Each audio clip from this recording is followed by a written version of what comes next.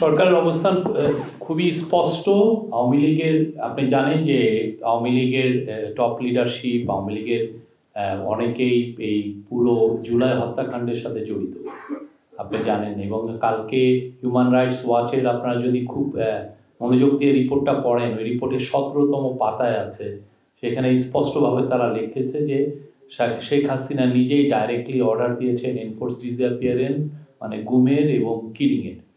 তো তারা অফিসারদের সাথে কথা বলেছে, অফিসাররা হিউম্যান রাইটস ওয়াচকে জানিয়েছে। তো যেই পার্টি দেখেন এত বড় একটা হত্যাকাণ্ড হলো বাংলাদেশের ইতিহাসে, একদম আপনার আমার চোখের সামনে দিয়ে বাচ্চা বাচ্চা ছেলে মেয়েদেরকে খুন করা হলো, এবং অনেক কত শশ ছেলে চোখে অন্ধ হয়ে গেছে, অনেকে সারা জীবনের জন্য ক্রিপল হয়ে গেছে। তো তারপরে এদের মধ্যে তো কোনো অনুশোচনা নাই, রিমোর্স নাই, রিগ্রেট নাই।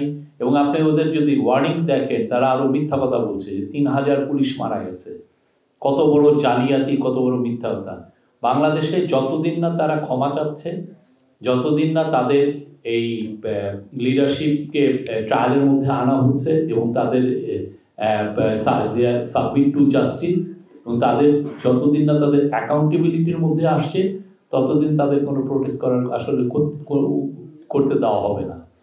প্রোটেস্ট কোনো ধরনের কোনো, বাংলাদেশের মানুষকে আগে তাদেরকে আগে বিচারের সম্মুখীন হতে হবে। আমাদের স্পষ্ট অবস্থান এখানে। ওই আওয়ামী লীগের যারা ধরেন ক্লিন আছে বা যারা এই হত্যাকাণ্ডে জড়িত না, তারা কি অনুতপ্ত হয়েছে? তারা কি বলেছে যে আমরা অনুতপ্ত?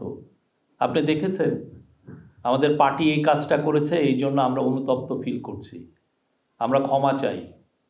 এটা তো মানে আপনি কিলিংগুলো দেখেন না, আপনি 71টা শিশুকে তারা মেরেছে, মানে হেলিকপ্টার দিয়ে আপনি উপরে যাচ্ছেন, হেলিকপ্টার দিয়ে আপনাকে মারছে। আর আওয়ামী লীগ তাদের পার্টির সম্পদ না হলে আওয়ামী লীগের কে এসে বলছে যে আমি হাসিনার লিডারশিপ মানি না, আমি একটা ক্লিন লিডারশিপ চাই? কে এসে অনুতপ্ত হচ্ছে? বরঞ্চ এদের অনেকে মিথ্যা কথা বলছে।